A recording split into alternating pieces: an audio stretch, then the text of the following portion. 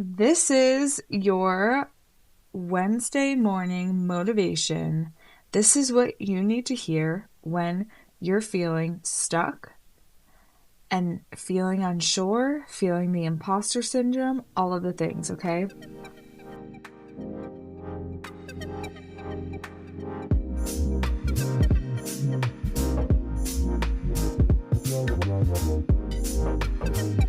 Good, beautiful morning, everybody. Welcome back. I love that I do this podcast as just audio because I'm here in my bathrobe and you wouldn't know until I just told you. So that's fun. So today we're talking about how to know when it's time to just start. Okay, and I'm going to talk about some of the beliefs that you might have that go through your head that stop you from starting. These are some of the things that I have thought that have kept me from just starting with exactly where I'm at, exactly what I have, and learning as I go. Okay, so let's just get into it. All right, my dear. So the first one is I need more training before I start. So, why is this a very sneaky, disguised lie? I mean, really, it's an excuse, right? Saying you just need more training before you start. Okay, I can totally see that for some very specific things, like doing heart surgery. Yeah, don't start doing that if you don't have the training. But for a lot of things, for many things, starting small, starting and practicing is how you actually learn very quickly what the gaps are in your knowledge and what training you even need to do. Because otherwise, you can just run around like a chicken with its head cut off, trying out different trainings and trying out different trainings and finding out that you didn't actually need that. Maybe you learned something that you already learned and you feel frustrated that you're not leveling up your skills when really what you need to do is just start. So, yeah, sometimes there are more trainings involved to get certified, to do your degree, to get all these other things. But if your goal is to achieve mastery in a certain field or area, what is one way that you can take a step towards doing that that doesn't involve signing up for a class? I also want to challenge you to think about where that thought comes from that you need more training and more experience. Because a lot of times it's not even the outside world that's telling you that, it's your imposter syndrome. So, imposter syndrome is all about feeling competent or feeling not competent. And the truth about competency is that you're competent. You're alive. It doesn't take much to be competent. Competent means that not that you know how to do everything that's handed your way. No, it's that you have the ability to figure it out, which, hello, we all do. There's not many of us that don't have the ability to figure it out. So when you're feeling like an imposter, it's really usually this feeling of not being good enough. And so oftentimes when this happens for me, and so likely when this happens for you too, it's you're comparing yourself to other people who have been doing it for longer, who have more life experience, whatever the thing is that they have that you don't, you're comparing yourself to them and making your experience and your unique set of knowledge less than and not good enough. So, in this case, we'll just remember comparison will kill your calling, okay? If you stay in this mindset that you need to have what this other person has to be able to do what you want to do, you will never do the thing that you're here to do. And we're all here with a calling. Some of us have more support and more systems in place to get ready and get set and go do it. And some of us, it takes more time and pattern reconfiguration to just start. So when you're on your way to doing what you're here to do, whatever it is, and I also just want to make an aside that you don't need to know what exactly that thing is or know exactly what it looks like because you don't. There's no way to know unless you develop your psychic abilities or talk to a medium. You probably won't know what that thing is going to look like. You're here to experience it. And so, starting from the point that you're at now, without the degree, without the certifications, exactly where you are right now, in your confusion, in your feeling lost, in your self doubt, that's your starting point. Okay, let's go. Okay, so I kind of already talked about this, but the second thing that will keep you from just starting is comparison, right? It's comparing yourself to other people's end points or middle points when you're at the very beginning or haven't even gotten up to the starting line yet, right? Oh my gosh, I know that when I fall into doing this, it's like an immediate life suck. It like immediately takes me out of wanting to do any of it because I just immediately feel, oh my gosh, I'll never be good enough. Sometimes I do feel a little motivated, like, okay, great, they did it this way. I want to do it like them. But either way, what it does is it takes out your joy. And let me tell you, your uniqueness, your authentic self, your beauty, your special touch is what makes whatever you offer to the world enticing. You don't need to do it like anybody else. You don't need to do it any certain way. And the thing is, nobody can even teach you how to do it the way that you're going to do it. They can teach you skills that you'll use, but only you know the best way for you to do the thing that you're going to do. And only you, because only you know how to be yourself.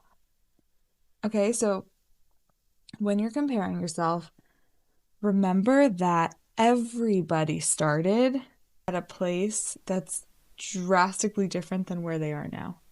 And the only way to get where you want to go, the only way to get where you want to go is to start. You gotta just start. I love Mel Robbins's 5 4 3 2 1.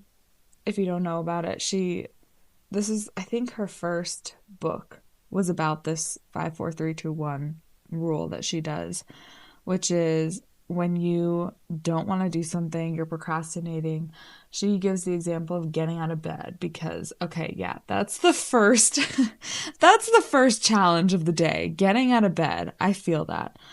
So in your head, you say 5 4 3 2 1, and on the one, you just get up and do it. And sometimes this works, sometimes it doesn't. But the only way to guarantee that this works every time is to actually do it every time. So if you need that extra push, just do it. Just do it.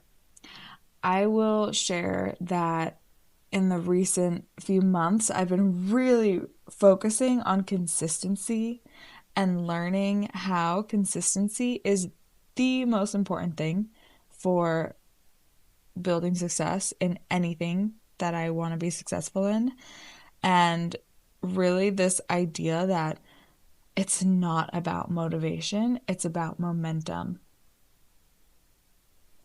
It's not about motivation, it's about momentum. So this leads me into my third thing that will keep you stuck and keep you from starting, which is I don't feel ready. And I'll start when I feel more ready.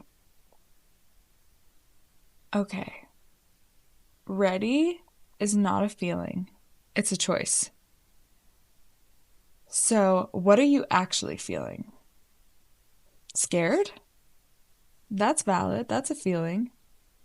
And just recognize that fear is not the reality. Fear is your mind creating an alternate reality that's scary. So I want to keep this episode really short and sweet because I want you to be able to listen to it when you need that little pick me up of motivation. Because sometimes I do, okay? Momentum over motivation, and we even need a little bit of gas in the tank to get started from that low point. Okay, so I will use this a lot when I'm in my luteal and my motivation to do anything goes down by a lot. But let me tell you, the momentum I've built through that time, through the times when I know I'm at my lowest motivation, is incredible and it really works. It really works. So what does it actually mean to use momentum over motivation? Okay. It means that you do the things anyways. You just start. And what happens when you just start is that you build momentum and you build this, it's like a wheel turning. It's like the first push to turn that wheel is a lot. But then after that, it can just spin and you can just go, go, go, go, go. It's like putting on, okay, this is an example that actually happens in my real life. Getting to the gym, just getting there is the push a lot of times. And then once I'm there, I'm like, well, I might as well do this one and do this one and do this exercise. So just getting over that initial hump, that initial push, and getting to the flow of the momentum is where you need to be. And then there are some times when I do that initial push and I get to the gym and I realize when I'm there, oh, actually, I need to rest, or actually, I feel lightheaded. I need to go eat. Anybody else with low iron feel that?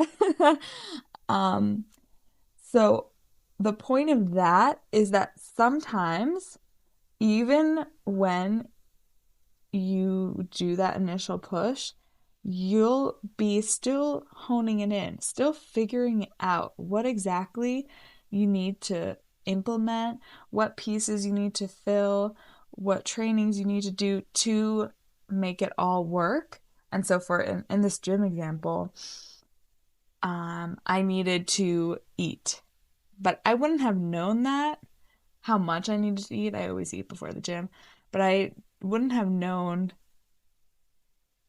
that I needed to eat more if I didn't go. I probably would have because that's how hunger works. Eventually, I would have figured it out. But starting and going is a great way to quickly, very quickly, and very effectively figure out exactly what the gaps are in your knowledge, what the gaps are in your skill set. Here's another example. So I'm building my website, and this is where I've really been using my momentum over motivation because, honey, the motivation that I have to build this website is like, okay, I have it because I want it to be done, but to actually do the work, I'm like dragging my feet through the process. I do not like it. I mean, it's not that bad once I'm doing it, but the overwhelm that I feel before I start And when I think about it, I'm just like, holy goodness. It's dreadful. So, building momentum, right? I'm not a web designer. I have some design experience, and thank God I do because I'm really leaning on it. It's really helping me. But I'm not an experienced web designer, and it's not my fun time. It's not my I love this vibe. So I sit my ass down, I set my timer, I start, right? I'm pretty much forcing myself to do this because I know that I want it. I'm not letting my feelings dictate what I do.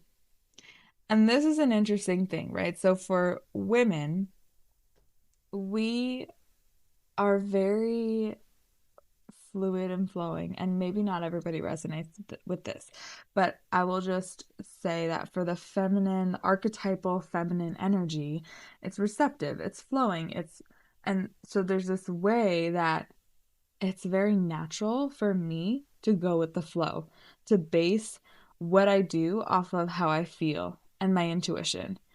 And there's a distinction here, okay? Because it's a cop out. If I were to say that I'm not doing this thing because I don't feel like it, my intuition is leading me to sit on the couch and watch a movie instead. No, no, no, no, no. That's not real. No, my intuition does not guide me to not do the things that I know are working for my highest good, for the benefit of my future success. Okay. So, how I feel in every moment, like if I'm tired, if I'm really just tired and sick of sitting at my desk, I'm I'm not going to let that stop me from going. Momentum works in my favor when I just started. So, I was overwhelmed for I was feeling it. I was avoiding starting to create this website for a few days after I paid for the service. So, in that time, all the things were happening, all the feelings, the avoidance, the shame about the avoidance, whatever. That's not the point. The point is, once I sat down and started, I very quickly realized that A, it wasn't as hard as I made it out to be. B, it's there are these very specifically laid out steps that other people have laid out for me to follow along with. And there are so many resources for me to learn exactly what I need to learn to get the exact answer that I need to any question that I have while I'm in the process. It's out there. And here's the thing. I would not have known what questions to even ask had I not started. So I'm really advocating for you to start your project, to start your goals, to just start and to get over this feeling of incompetence. Okay. And I say get over it. What I really mean is to do it anyways, is to choose to not believe that feeling and that thought that tells you that you're not ready, and to start even when you feel like you're not ready. Oh my gosh. I feel so passionate about this because it's so we so need it. Like I want all of you. I want you to do what you want to do. And I know that there are some of you who are listening who have incredible ideas and are going to make an incredible difference on the lives of many people. And the only way that you'll be able to see that through to fruition is to just start. And people, oh my gosh, the people need you. The people need us, okay? They need you to face your fears. They need you to, when I say the people, I'm talking about all the people of the lives who you will impact when you start, when you stand out, and when you do whatever it is you're here to do. Maybe, I don't know your calling, okay?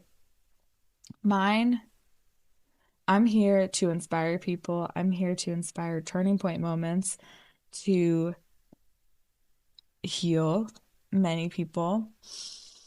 And if I were to just sit down, hide from the world, keep believing the story that I'm not good enough, that I don't know enough, that I'm too young, that I'm not as good as this other person who's doing an amazing job and they don't even need me out there because, other people are doing it so much better than I ever could have. Oh my gosh, the people who are going to miss out on you and your gifts, if you keep believing that story, if you can't do it for you, because I get it, then do it for them. Oh my gosh, tap into your why. Why is it so important that you go out and do what you do? Okay, for me, it's because I know that people really are challenged with a lot, and there's a lot of pain in the world. Oh my gosh. When I tap into it, like I get emotional because, yeah, there's a lot of pain in the world. And I am, I have this such sweet connect, direct access to joy and authenticity. And it's literally my job to bring that to people. So that's my why. And for you, if you ever need that motivation, if the momentum has halted completely and you need some motivation to get you over that initial push of building more momentum, what is your why? Why does it matter that you just start? Does it even matter at all? The answer is yes, but I want you to answer the question. Okay, here's the other thing. There's no right way to do it. There's only your way. Oh my God, I love saying that one because I need to hear that all the time, all the time. And for my fellow perfectionists out here, oh my gosh, I'm holding your hand.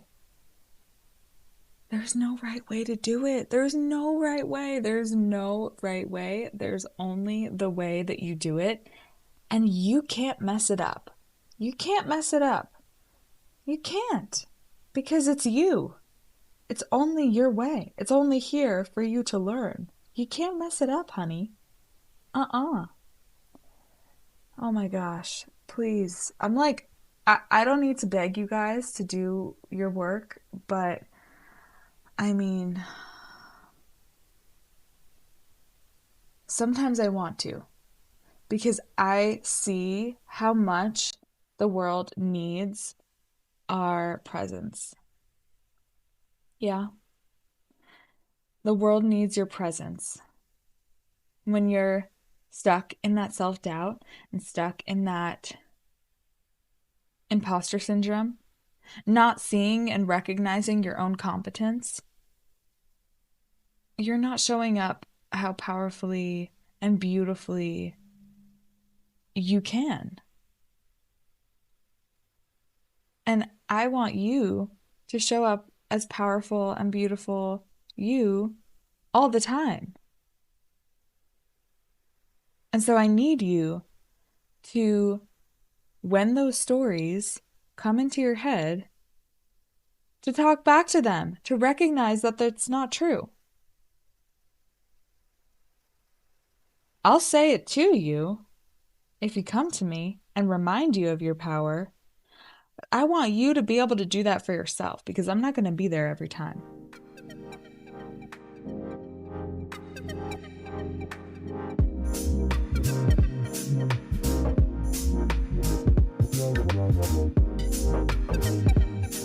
If you listen to this all the way through the end, I'm so happy. Thank you. And I hope that your future self will thank you too, because I hope that you take something away from this. Whatever you took away from this, I hope that it was inspiring, and I hope that I hope that whatever you were just going through, just like, did a 180, you turned around your day, and now you get to put on your favorite playlist and just dance it out a little bit and think about how silly it was when you were believing the stories that you're not good enough. Oh, wasn't that so funny? I can't believe I did that. Now I'm back to me. Okay? That's what I want you to do. And for my people who this was awesome for, I would love for you to follow the podcast and send me a message or send this to someone who you think would also appreciate it. Okay, my loves, goodbye. I hope you have a great rest of your day, a fantastic rest of your day, fantastic rest of your week.